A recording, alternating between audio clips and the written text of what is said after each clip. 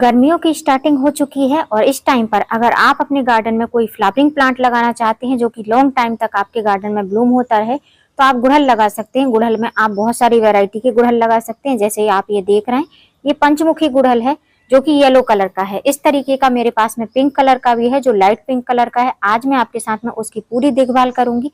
Cutting से लगे हुए बेबी प्लांट की भी देखभाल शेयर करूंगी और जो मदर प्लांट है उसकी भी देखभाल शेयर करूंगी। हेलो फ्रेंड, मैं सबिता ग्रीन गार्डन गुजरात से। अब ये जो सामने लगा पौधा देख रहे हैं, ये कटिंग से लगा हुआ पौधा है, मतलब कि ये हमारे हिबिस्कस प्लांट का बेबी प्लांट है, जिसको मैंने इस तरीके से छोटे से गमले में ही लगाया था। मैंने कटिंग ही इसमें लगाई थी, उसके बाद में इस पौधे को मैंने रिपोर्ट नहीं किया है और एज इट इज ये 1 साल से इसी में लगा हुआ है। आप इसकी ग्रोथ देख सकते हैं, बहुत अच्छे से ग्रोथ भी हो रही है और इसमें कलियां भी बन रही हैं। और वहीं पर आप ये पौधा देख रहे हैं, ये इसका मदर प्लांट है। इसकी कंडीशन काफी ज्यादा डाउन हो चुकी है क्योंकि इसमें जो चिपके हुए कीड़े रहते हैं उनका अटैक हो गया था। यहाँ पर आप देख रहे हैं रेड कलर का मैंने ये पेस्ट लगा कर रखा हुआ था। उसके बाद में आप देखिए इसमें न्यू ग्रोथ भी होने लगी है, मतलब कि वो कीड़ों से इसको राहत हो गई है। और वो जो कीड़े हैं वो कुछ इस तरीके के रहते हैं। अभी तो इसमें कलर लग गया है, मैं आपको निकाल कर दिखाती हूँ। एकदम चिपके हुए कीड़े रहते हैं और अब ये मर चुके हैं। नहीं तो ये जो हमारी पौधे की स्टेम है इसमें से हटते ही नहीं थे, चाहे आप कितना भी इसको स्क्रब करेंगे। आज इन दोनों ही पौधों की देखभाल शेयर करूंगी, मदर प्लांट की भी और बेबी प्लांट की भी। यदि आपने भी अपने गार्डन में गुड़हल का पौधा लगा रखा है, उसकी ब्रांचेस लगी हो गई, तो सबसे पहला काम आप करिए कि उसकी प्रूनिंग कटिंग कर दीजिए। जैसे कि यहाँ पर देख रहे हैं नए नए फुटाव आने लगे। अब जैसे जैसे नए नए फुटाव आएंगे इनमें जल्दी ही कलियां बनने लगेंगी क्योंकि इसका सीजन आ चुका है। तो अगर अभी तक आपने प्रूनिंग नहीं करी है तो आप प्रूनिंग कर लीजिए। और बहुत सारे लोगों को ये कंफ्यूजन रहता है कि प्रूनिंग पहले करनी चाहिए कि रिपोर्टिंग पहले करनी चाहिए। तो आप दोनों चीजें एक साथ भी कर सकते हैं या फिर आप प्रूनिंग पहले कर सकते हैं, रिपोर्टिंग बाद में कर सकते हैं। बहुत सारे लोगों को कंफ्यूजन ये भी रहता है कि हमको प्रूनिंग और रिपोर्टिंग में कितने दिन का गैप रखना चाहिए। तो आप 4 से 5 दिन का गैप रख सकते हैं या 1 हफ्ते का भी गैप रख सकते हैं। उस टाइम पर भी आप प्रूनिंग करके और 7 दिन बाद भी रिपोर्टिंग कर सकते हैं। अब मेरी बात करेंगे तो ये जो बेबी प्लांट है इसकी मैंने कोई प्रूनिंग कटिंग नहीं करी है और करूंगी भी नहीं इसकी प्रूनिंग, क्योंकि ये काफी ज्यादा छोटा प्लांट है। तो अगर आपका भी ऐसा छोटा सा प्लांट है, कटिंग से तैयार पौधा है और उसमें बर्ड्स बनने लगी हैं, ब्रांचेस कई सारी हैं, तो आप उसकी प्रूनिंग अवॉइड कर सकते हैं। और इस वाले पौधे की जो मदर प्लांट है इसकी प्रूनिंग तो कीटों ने ही कर दी थी, मतलब जो पेस्ट अटैक हुआ था जिसकी वजह से सारी ही ब्रांचेस सूखने लगी थी। तो मैंने खुद ही इसकी फिर जो मेन स्टेम है वहां से इसकी कटिंग कर दी थी। सबसे पहला काम कर लेते हैं कि गुड़हल के दोनों पौधों के जो रूट बॉल हैं इनको हम इस गमले से निकाल लेते हैं। उससे पहले जब भी आपको रिपोर्टिंग करनी रहे, अब समर के टाइम में समर लग चुका है, स्प्रिंग सीजन चल रहा है, तो इस टाइम पर अगर आप रिपोर्टिंग कर रहे हैं या तो आप अर्ली मॉर्निंग कर लीजिए 8 बजे के पहले पहले, या फिर शाम को 4 बजे के बाद करिए, मतलब धूप चली जाए उसके बाद करिए। मेरे यहाँ तो 7-8 बजे भी टेरेस पे बहुत ज्यादा तेज धूप रहती है क्योंकि मेरे टेरेस का जो फेस है वो ईस्ट फेस है, इसकी वजह से यहाँ पर डायरेक्ट सनलाइट आती है। जब भी पौधे की रिपोर्टिंग करनी है तो 1 दिन पहले पानी देना कम कर देना है। ऐसा तो नहीं कर सकते हैं कि पानी ही नहीं देंगे, क्योंकि अभी जो है गर्मियां पड़ने लगी हैं। अगर आप आज अभी पानी डाल देंगे तो सुबह दूसरे दिन जो है पानी पूरा सूख जाएगा और दोपहर होते होते पौधे की पत्तियां झुलसने लगेंगी। इसलिए पानी तो देना है लेकिन कम मात्रा में पानी देना है। अब मेरे गमले में आप देखेंगे ये वाली मिट्टी जो है बहुत अच्छी मिट्टी नहीं है, इसमें रेड सॉइल भी मिक्स है और ये थोड़ी सी क्लेई मिट्टी है, तो इसकी मिट्टी भी चेंज करेंगे और ये वाली जो है इसकी मिट्टी भी चेंज करेंगे। तो पहले निकाल लेती हूँ फिर आपको दिखाती हूँ। दोनों ही रूट बॉल को निकाल लिया है और दोनों ही मिट्टी काफी ज्यादा गीली है, लेकिन कोई फर्क नहीं पड़ता। धूप भी हो चुकी है, थोड़ी सी मिट्टी गीली रहेगी तो जो रिपोर्टिंग शॉक लगता है वो नहीं लगेगा। अब सेकंड काम हमको करना है, इनकी रूट प्रूनिंग करनी है। इस टाइम पर आप किसी भी पौधे को रिपोर्ट करते हैं जो 1 साल से ज्यादा का पौधा है तो उसकी आपको रूट प्रूनिंग करना बहुत जरूरी है। रूट प्रूनिंग कर देंगे तो नेक्स्ट ईयर के लिए जो है पौधा अच्छे से ग्रोथ करने लगेगा, मतलब 1 साल के लिए आपका पौधा फ्री हो जाएगा, बहुत अच्छे से हल्का हो जाएगा और वो अपने बढ़वार पर ध्यान दे पाएगा। और वो रूट बॉल को कट करने के लिए आप आरी वगैरह का यूज कर सकते हैं। मैं एज इट इज जैसे हमेशा कट करती हूँ वैसा ही कट करूंगी। इसी खुरपी की मदद से हाफ पार्ट इसका मैं हटा दूंगी। तो जो मदर प्लांट है उसकी मैंने हाफ पार्ट किया, उससे भी ज्यादा मिट्टी निकाल दी है क्योंकि ये एक चिपचिपी मिट्टी है और इसमें मॉइस्चर बहुत ज्यादा रहता है। अभी आप मेरी मिट्टी में देख रहे हैं मॉइस्चर काफी ज्यादा है, तो इसका रीजन ये है कि ये जो मैंने टाइम सेट किया है पानी डालने का वो चेंज कर दिया है। विंटर के टाइम में मैं सुबह के टाइम में वाटरिंग करती हूँ, जैसे ही स्प्रिंग सीजन आ जाता है, क्योंकि मेरी चारों तरफ से ओपन टेरेस है तो इसमें चारों साइड से धूप लगती है, तो उसकी वजह से अब मैंने इसका जो टाइम कर दिया है वाटरिंग करने का, वो शाम के टाइम में करती हूँ, 5 बजे के बाद करती हूँ, जिसकी वजह से अभी सुबह के टाइम में इसकी मिट्टी ड्राई नहीं हुई है। बाकी दिन भर में इसकी मिट्टी ड्राई हो जाएगी, लेकिन अदर प्लांट की अपेक्षा इसकी मिट्टी काफी ज्यादा चिपचिपी है, इसलिए मैंने इसकी काफी सारी मिट्टी हटा दी है। आपकी मिट्टी अच्छी है तो आप जो है बस हाफ पार्ट तक ही मिट्टी हटाइए, उससे ज्यादा आपको मिट्टी हटाने की जरूरत नहीं है। या फिर नर्सरी से नया पौधा लाए हैं तो आप पूरा ही उसको रूट के साथ में, रूट बॉल के साथ में बकेट में डाल सकते हैं, पूरी रूट को अच्छी तरीके से क्लीन कर सकते हैं अगर रेड सॉइल में लगा हुआ है। अब जैसे उस पौधे की रूट बॉल को मैंने कट किया है, वैसे इसको भी कर लेती हूँ, उसके बाद में आपको मैं दिखाती हूँ। दोनों के रूट बॉल की कंडीशन कुछ इस तरीके से हो गई है। जो मदर प्लांट है, जो मतलब बड़ा प्लांट था इसका, वो देख सकते हैं उसकी रूट मैंने काफी ज्यादा ओपन की है, और जो बेबी प्लांट है उसकी रूट भी मैंने ओपन करी है। जो रूट बॉल है उसको हाफ पार्ट से भी ज्यादा कट कर दिया है, उसके बाद में इतना पार्ट बचा हुआ है। अब इन पौधों को लगाने के लिए जो हम सॉइल मिक्स बनाएंगे, उसके लिए सबसे पहले लेंगे हम जो अपने टेरेस गार्डन की मिट्टी है या नर्सरी की मिट्टी है। मेरे पास में अपने ही गमलों की मिट्टी है, तो यहाँ पर आप देख सकते हैं ये मिट्टी है जो कि इसमें थोड़ी सी नमी है, बाकी की सूखी हुई है। एक दिन पूरा सुखाया हुआ है, उसके बाद में इसको बोरी में फिल करके रख दिया था, तो थोड़ा सा मॉइस्चर ऐड हो गया है। इधर उधर से जब साबरिंग करती हूँ तो पानी मिलता रहता है, तो मिट्टी थोड़ी सी मॉइस्चर इसमें आ जाता है। उसके बाद में हमको लेना है इसमें सैंड।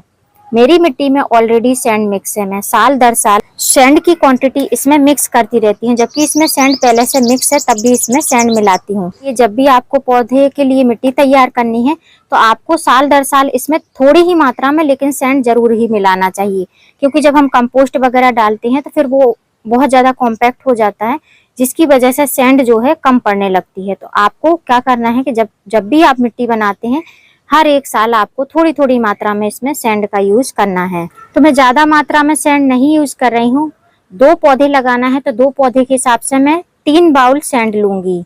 तो ये लगभग 1 बाउल हो गई है, और जो बड़े पार्टिकल्स हैं, इतने बड़े बड़े हैं, उनको हटा देना है। ये कोई छनी हुई सैंड नहीं है, ये नॉर्मल सी सैंड है, मतलब कि ये नॉर्मल बजरी है जो कंस्ट्रक्शन में यूज की जाती है। ये दूसरा बाउल और ये लगभग तीसरा बाउल, इतनी सैंड मैंने यूज करी है। तो अगर आप इसको मेजरमेंट करेंगे तो लगभग 2.5 बाउल मैंने इसमें सैंड का यूज किया है। अब इन दोनों चीजों को हम अच्छे से मिक्स कर लेंगे। अब हिबिस्कस के पौधे लगाने के लिए मिट्टी जो बननी चाहिए इस तरीके से बननी चाहिए, मतलब मिट्टी में नमी भी होनी चाहिए और मिट्टी में भुरभुरापन भी होना चाहिए। अगर आप फर्स्ट टाइम मिट्टी बना रहे हैं तो आप जितनी मिट्टी ले रहे हैं उतनी सैंड ले लीजिए, और जितनी सैंड और मिट्टी ली है, मतलब जितनी आपने मिट्टी ली है उसका 2 हिस्सा, जितनी आपको पौधे लगाने हैं, जितने पौधे लगाने के लिए मिट्टी बना रहे हैं उसका 2 हिस्सा, 2 मुट्ठी आपको कोकोपीट का यूज करना है, बस इतना ही रखना है। और एक्स्ट्रा आपको इसमें कोई भी फर्टिलाइजर सॉइल मिक्स बनाते टाइम बिल्कुल भी नहीं डालना है, क्योंकि सॉइल मिक्स बनाते टाइम आप जो भी फर्टिलाइजर डालते हैं वो सारा ही फर्टिलाइजर नीचे चला जाता है। नीचे तक रूट पहुंचने के लिए पौधे को 1 साल लग जाता है। अब इन दोनों पौधों को लगाने के लिए, जैसे ये मदर प्लांट है, ये 8 इंच के पॉट में लगा हुआ था। अगर इस टाइम पर मैं चाहूँ तो सेम वैसे ही पॉट में इसको लगा सकती हूँ। इससे बड़े पॉट की इसको जरूरत नहीं है, क्योंकि हमने इसकी रूट को ट्रिम कर दिया है। और वैसे ही बेबी प्लांट है, वो छोटे से पॉट में लगा हुआ था, लेकिन वो काफी ज्यादा छोटा था। अब जो है पौधा बहुत तेजी से बढ़ेगा, क्योंकि ये अब रूट अच्छे से बना चुका है, मतलब पौधा ग्रो हो चुका है। तो अब इसके लिए थोड़ा सा बड़ा पॉट देंगे, एक साइज बड़ा, लेकिन इस पौधे के लिए सेम वैसे ही साइज का पॉट का यूज करूंगी। तो यहाँ पर आप 2 गमले देख रहे हैं, ये एक 8 इंच का गमला है जिसमें बहुत अच्छे से ड्रेनेज होल बने हुए हैं, तो ये मदर प्लांट के लिए है। और बेबी प्लांट के लिए 8 इंच से छोटा गमला है, इसमें भी बहुत अच्छे ड्रेनेज होल बने हुए हैं। ये नर्सरी पॉट है जो आपको आसानी से ऑनलाइन भी मिल जाएंगे और नर्सरी वगैरह में भी मिल जाएंगी। ड्रेनेज होल को कवर करने के लिए मैंने इस तरीके का सिंथेटिक कॉटन लिया है। बहुत सारे लोगों को नहीं समझ में आता है सिंथेटिक कॉटन क्या है। तो ये जो बच्चे रहते हैं उनके टॉयज रहते हैं, उसी में जो अंदर स्टफ रहता है वही है ये हल्का रहता है, इसकी वजह से ड्रेनेज होल ब्लॉकेज नहीं होते हैं, और हल्का रहता है तो गमले भी हल्के बने रहते हैं। इसकी जगह पर हम पत्थर वगैरह यूज करेंगे तो उससे एक्स्ट्रा वेट हो जाता है। दोनों ही गमले रेडी हैं। इनमें अब हम जो हमने सॉइल बनाई है, सैंड और सॉइल का मिक्स, उनको हाफ हाफ भर लेंगे। उसके बाद मैं आपको रिपोर्टिंग करके दिखाती हूँ। दोनों ही गमलों को सॉइल मिक्स से मैंने भर लिया है। अब इसके बाद में हमको इसमें फर्टिलाइजर डालना है। पौधे को रखें उसके पहले हमको ऐसे कुछ पोषक तत्व डालने हैं जिससे कि पौधे की रूट काफी अच्छे से बन पाए। तो यहाँ पर आप देख रहे हैं ये ब्लैक कलर के पतले पतले ग्रेन्यूल्स, ये है ह्यूमिक एसिड। ह्यूमिक एसिड का आपको यूज करना है। ह्यूमिक एसिड क्या काम करता है, ये एक ऑर्गेनिक फर्टिलाइजर है और जब भी आप रूट को प्रून करते हैं तो ये रूट के डेवलपमेंट में बहुत ज्यादा सहायक होता है। जिन लोगों को ये समस्या होती है कि पौधे की ग्रोथ नहीं हो रही है, कोई भी पौधा हो, बेलवर्गीय पौधा हो या फिर जो है इस तरीके का फ्लावरिंग प्लांट हो, आप अगर उसकी अच्छी ग्रोथ चाहते हैं तो सबसे पहला काम आपको यही करना है कि उसकी रूट पर वर्क करना है। मतलब ऐसे फर्टिलाइजर देना है जिससे कि पौधे की रूट अच्छे से डेवलप हो पाए। ह्यूमिक एसिड में आपको दो तरीके की ह्यूमिक एसिड मिलेंगे, एक लिक्विड में मिलेगा और एक जो है आपको इस तरीके से सॉलिड ग्रेन्यूल्स फॉर्म में मिलेगा। तो मैंने जो है अभी आपको सॉलिड में दिखाया है, ग्रेन्यूल्स फॉर्म में दानेदार। आप चाहो तो लिक्विड में भी डाल सकते हो पानी के साथ में। जब रिपोर्टिंग करने के बाद में इसमें पानी डालते हो तो उसमें 1 लीटर पानी में 1 टेबल स्पून आप लिक्विड ह्यूमिक डाल सकते हो।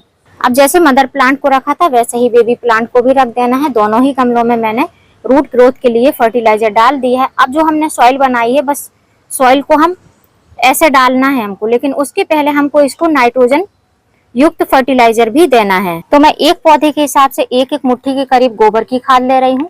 आपके पास में गोबर की खाद नहीं है तो आप नर्सरी से वर्मी कंपोस्ट लेकर आइए, उसको डालिए, क्योंकि पौधा जैसे ही रूट बनाएगा वैसे ही पौधा ऊपर की साइड में ग्रोथ करने लगेगा। तो ग्रोथ करने के लिए जब उसको नाइट्रोजन मिलेगा तो उसकी ग्रोथ बहुत अच्छी होगी, पौधे की ग्रोथ नहीं रुकेगी, पौधा तेजी से बढ़ पाएगा।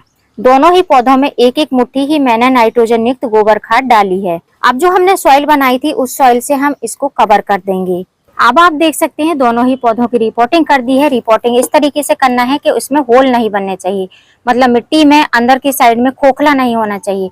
रिपोर्टिंग जब भी करते हैं, रिपोर्टिंग करने के बाद में गमले को उठाकर 2 से 3 बार टैप टैप करना चाहिए। इस तरीके से मैं हर वीडियो में आपके साथ में शेयर करती हूँ। इस तरीके से कर देंगे तो जो बीच में अगर ब्लॉकेज होंगे, पानी डालने के बाद में जो फटाफट पानी निकल जाता है, वो प्रॉब्लम आपके गमले में नहीं आएगी और पौधा अच्छे से बढ़वार कर पाएगा। अब इसमें हमको वाटरिंग करनी है, तो आप चाहो तो नॉर्मल इस तरीके से सिंपल पानी दे सकते हो। मैं पानी के साथ में एक फर्टिलाइजर भी देने वाली हूँ। अब यहाँ पर 1 मग पानी ले लिया है, 1 लीटर पानी है। 1 लीटर पानी में ½ टेबल स्पून हमको एप्सम सॉल्ट लेना है, जिसको मैग्नीशियम सल्फेट कहा जाता है। ये भी एक ऑर्गेनिक फर्टिलाइजर है। जो पहले मैंने डाला वो भी ऑर्गेनिक फर्टिलाइजर है। मैं जितने भी फर्टिलाइजर शेयर करती हूँ ऑर्गेनिक फर्टिलाइजर ही अपने पौधों में और सब्जियों में अप्लाई करती हूँ। ये फर्टिलाइजर भी आपको ऑनलाइन मिल जाएगा, ऑफलाइन भी नर्सरी वगैरह में मिल जाएगा। इस फर्टिलाइजर के ग्रेन्यूल्स आपको छोटे बड़े पार्टिकल्स में मिल जाएंगे, लेकिन व्हाइट कलर में ही मिलेंगे। इसको डालने के बाद में ये वाटर सोलेबल रहता है, तो 5 से 7 मिनट रुक जाइए। उसके बाद में ये ग्रेन्यूल्स घुल जाएंगे पानी में, फिर आप पानी को गमले की मिट्टी में दे सकते हैं।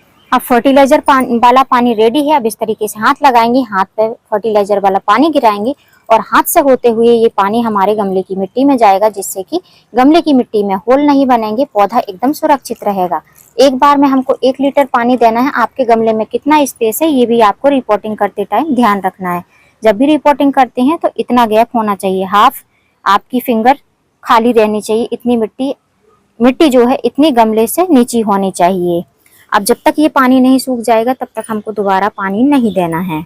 अब जैसा फर्टिलाइजर वाला पानी इस गमले के लिए बनाया है वैसे ही इस गमले के लिए भी बनाकर दे देती हूँ, फिर आपको मैं दिखाती। तो बड़े वाले गमले में जो हमने 1 लीटर पानी डाला था, पहली बात तो हमारी मिट्टी में थोड़ा सा मॉइस्चर था, दूसरा आप देख सकते हैं नीचे ड्रेनेज होल से पानी निकलने लगा है। तो इस तरीके से अगर थोड़ा पानी भी निकलने लगे समझ लीजिए कि आपको गमले में दोबारा पानी नहीं देना है। तो अब इस बड़े वाले गमले में हमको बिल्कुल भी पानी नहीं देना है और दूसरा जो छोटा वाला गमला है उसके लिए हमको वेट करना है। अगर ये पानी सूख गया है, जैसे आप देख रहे हैं ऊपर पानी सूख गया है, तो इसमें हम थोड़ा सा पानी अभी और भी डालेंगे। अब छोटे वाले बेबी प्लांट के गमले में से भी धीमे धीमे से पानी ड्रेन आउट होने लगा है, जैसे कि आप यहाँ से साइड से देख पा रहे होंगे, धीमे धीमे से पानी निकलने लगा है। तो अब इस वाले गमले में भी हमको पानी नहीं डालना है। सबसे जरूरी बात, इन पौधों में जब आप ये फर्टिलाइजर वाला पानी देते हैं, जो अभी मैंने रिसेंट में फर्टिलाइजर डाला है, इस फर्टिलाइजर को देने के बाद में चाहे आप मिट्टी में देते हैं या आप पत्तियों में छिड़काव करते हैं, तो आपको पौधे को डायरेक्ट सनलाइट में नहीं रखना है। तो अब इन गमलों को हमको ऐसी जगह रखना है जहां पर इसको जो है दोपहर की धूप से बचाया जा सके। तो इन दोनों पौधों को मैंने ऐसी जगह रख दिया जहां पर मिट्टी में बहुत ज्यादा गमले में धूप नहीं लगेगी, बाकी तो पौधे में धूप लगने वाली है। उम्मीद करती हूँ फ्रेंड वीडियो हेल्पफुल रहा होगा। वीडियो यदि अच्छा लगा हो तो वीडियो को लाइक करना, चैनल पे न्यू हो तो चैनल को सब्सक्राइब करना बेल आइकन के साथ में। फिर मिलूंगी किसी नई वीडियो में नए टॉपिक के साथ, तब तक के लिए हैप्पी गार्डनिंग।